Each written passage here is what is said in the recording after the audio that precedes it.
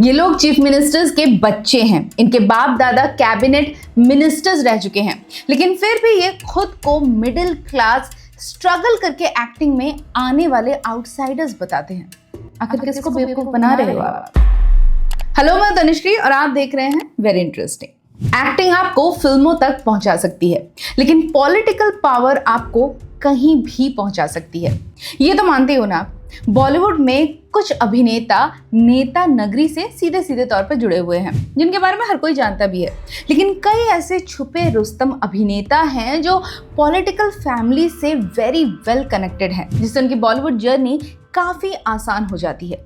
लेकिन फिर भी ये लोग अपने आप को एक मिडिल क्लास आउटसाइडर प्रोजेक्ट करके सिंपैथी कार्ड खेलने की पूरी कोशिश करते हैं, क्योंकि ज़्यादातर लोगों को इनके पॉलिटिकल कनेक्शंस के बारे में पता ही नहीं होता। लेकिन आज इन्हें एक्सपोज करेंगे, क्योंकि लेट्स एक्सेप्ट इट कि हमारे देश में तो जानते नहीं मेरा बाप कौन है से लेकर एक नेता के साथ आपकी नज़दीकियाँ या नज़दीकी रिश्ते, आपको स्कूल या कॉलेज के एडमिशन से लेकर सरकारी जॉब या टेंडर भी काफ़ी आसानी से दिलवा सकते हैं। तो फिर बॉलीवुड में चांस क्यों नहीं? और कुछ नहीं तो एक इजी एक्सेस या नेटवर्किंग के लिए एक आसान रास्ता तो खुल ही जाता है। तो हमने किया अपनी इन्वेस्टिगेशन और आज करेंगे एक्सपोज कुछ ऐसे ही नाम और उनके क्लोज पॉलिटिकल कनेक्शंस, जिन्हें सुनकर आप भी कहेंगे वेरी इंटरेस्टिंग। और हाँ, इस लिस्ट में वीर पहाड़िया या आयुष शर्मा जैसे वेरी ऑब्वियस नाम बिल्कुल नहीं है। So let's begin. The very first name on the list is वो जो आजकल हर जगह छाई हुई हैं, अल्फा से लेकर मैं वापस आऊंगा तक, शर्वरी वाघ। बिकॉज मेरे फैमिली से कोई भी फिल्म इंडस्ट्री में नहीं है, तो मुझे पता ही नहीं था कि फिल्में बनती कैसे हैं। मुझे ये भी नहीं पता था कि मतलब कैमरा कहाँ रखते होंगे, या कैमरा की लेंसेज यूज होती होंगी, या कैमरा खुद उठा के लोग क्लोजअप के लिए लाते होंगे। तो मुझे ये भी नहीं पता था। ऑफ कोर्स शायद शर्वरी की फैमिली में से कोई भी एक्टिवली फिल्मों में ना हो, लेकिन ये भी नहीं पता होना कि फिल्म मेकिंग में जूम लेंस यूज होते हैं या फिर कैमरा को मैनुअली सामने लेकर जाया जाता है। इतना अनाड़ी होना एक इंसान तभी अफोर्ड कर सकता है जब उसने फिल्मों में आने से पहले फिल्म्स या फिल्म मेकिंग के बारे में कुछ भी जानने की जहमत ही नहीं उठाई, क्योंकि पता है ऑन द जॉब तो सीख ही जाऊंगी और वहां तक पहुंचाएंगे मुझे मेरे connection. Sharvari comes from a very powerful political family. She is the granddaughter of former chief minister of Maharashtra and former Lok Sabha speaker Manohar Joshi. Manohar Joshi was a prominent leader of the Shiv Sena, और इसी वजह से शर्वरी के भी रिश्ते राज ठाकरे और उद्धव ठाकरे से काफी नजदीकी वाले हैं। शर्वरी के father Shailesh Wagh is also a big name in Maharashtra. He is a business tycoon himself. Shailesh group नाम की इनकी कंपनी है जो रियल एस्टेट और होटल्स में डील करती है। तो पैसों की कहीं कोई कमी नहीं है, जो साफ साफ इनके मेकओवर के बिफोर और आफ्टर इमेजेस में दिखाई भी पड़ते हैं। अब जहाँ पर ज़्यादातर एक्ट्रेसेस जो नॉर्मल बैकग्राउंड से आती हैं, वो पहले थोड़ा काम करती हैं, अपना नाम बनाती हैं और इन प्रोसीजर्स के लिए कुछ पैसे इकट्ठा करती हैं और फिर बाद में जाकर ये प्रोसीजर्स करती हैं। लेकिन शर्वरी के लिए money was never an issue. Sharvari पर अक्सर कॉस्मेटिक सर्जरीज के इल्जाम भी लगते रहे हैं, और इनके बिफोर एंड आफ्टर इमेजेस देखकर तो ऐसा लगता है कि इन्होंने अपने फीचर्स को एनहांस नहीं किया, बल्कि पूरा का पूरा चेहरा ही नया क्रिएट कर लिया है। And just like the nepo kids जो पहले एडीज बन के बड़े बड़े डायरेक्टर्स को असिस्ट करते हैं, फिल्म मेकिंग के प्रोसेस को समझते हैं और फिर लॉन्च होते हैं एज मेन लीड, शर्वरी ने भी काफ़ी बड़े बड़े डायरेक्टर्स को इन द बिगनिंग असिस्ट किया हुआ है before getting full fleshed into acting. As an assistant director मुझे बहुत सीखने मिला from Luv Ranjan sir, from Sanjay Leela Bhansali sir. अब देखो, जब आप डायरेक्टली एक किसी फिल्म मेकर, एक्टर या फिल्मी फैमिली से आते हो तो डेफिनेटली काम और रोल्स मिलना इन पॉलिटिकल नेपो किड्स से काफ़ी इजी हो जाता है। लेकिन नेपो किड्स के बाद अगर किसी का इजीली नंबर लग जाता है तो ये इन्हीं लोगों का है। Now there is no denying कि एट द एंड हर किसी को अपने क्राफ्ट पर काम करना ही पड़ता है, and Sharvari has also worked on her craft, वरना चिराग पासवान जैसा उनका हाल हो जाता। बट द क्वेश्चन इज कि क्या इनको एक नॉर्मल स्ट्रगलर से कंपेयर किया जाना सही होगा, क्योंकि एक नॉर्मल स्ट्रगलर के पास ऐसी सोशल एक्सेस होती ही नहीं है। यही तो वो प्रिविलेज है। पॉलिटिकल पावर सिर्फ इलेक्शन जीतने का नाम नहीं होता है। Networking, access, influence, phone calls, introduction, visibility, और ये सब चीज़ें आम लोगों को नहीं मिलती हैं। तो प्रिविलेज तो है, let's accept it. Moving on to second abhineta connected to a neta, Bhumi Pednekar. अब आते हैं भूमि पेडनेकर पर। भूमि को जनरली एक आउटसाइडर सक्सेस स्टोरी के रूप में प्रेजेंट किया गया है। स्टूडेंट लोन लेके फिल्म स्कूल गई और बड़ा स्टूडेंट लोन था यार, तब 13 lakhs। दिस इज इन 2008 और 9। लेकिन भूमि का बैकग्राउंड भी कंप्लीटली ऑर्डिनरी नहीं है। Bhumi Pednekar's political connection stem from her late father Satish Pednekar, जो एक प्रोमिनेंट पॉलिटिशियन और एमएलए थे महाराष्ट्र के। He served as Maharashtra's Home and Labour Minister.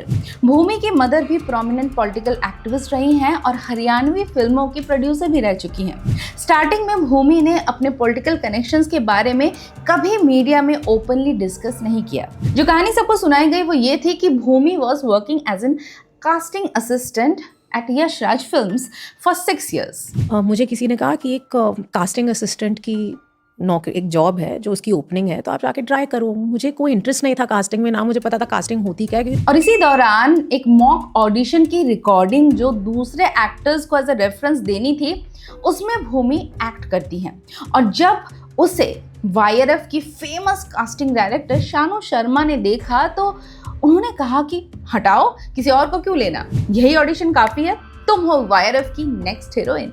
Of course Bhumi has time and again proved her acting talent and her choice of roles. लेकिन आजकल जब भूमि की फिल्में बॉक्स ऑफिस पर कुछ खास कमाल नहीं कर पा रही हैं, कॉस्मेटिक सर्जरी का भी असर नहीं हो रहा है, then suddenly Bhumi is bringing out the filmy and political side of her family to the public. And my mother was she actually was a part of the first Haryanvi film made. And you're no stranger to the world of politics either. Your late father was a politician himself. Is that something that you would consider maybe at some point in your life? I think it's something that does run in my family. Now is it a hint कि अगर box office का साथ आगे भी नहीं मिलता है तो maybe her next move is to join politics? Born into that environment, so it's something that would come naturally to me. Is it something that I might take up? I don't know, but I do know. Number 3, Neha and Ayesha Sharma.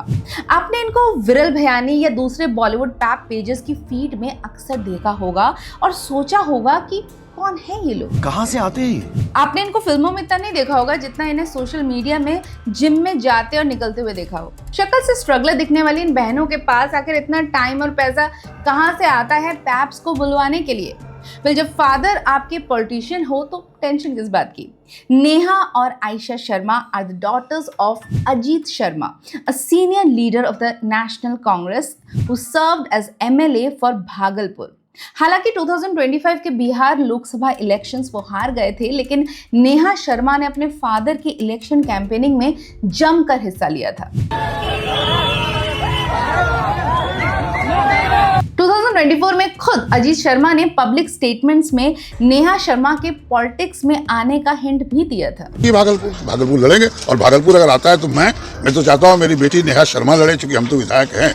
And by looking at Neha and Aisha Sharma's career graph, शायद near future में ही उनको politics में जाना पड़े। वैसे भी इन लोगों का सेट रहता है कि अपने कनेक्शन से कभी भी फिल्मों में आओ और अगर फिल्में नहीं चलती हैं तो कभी भी अभिनेता से नेता बन जाओ, क्योंकि ज्यादातर स्टार्स भी रिटायरमेंट के बाद अभिनेता से नेता ही तो बनते हैं। सही है।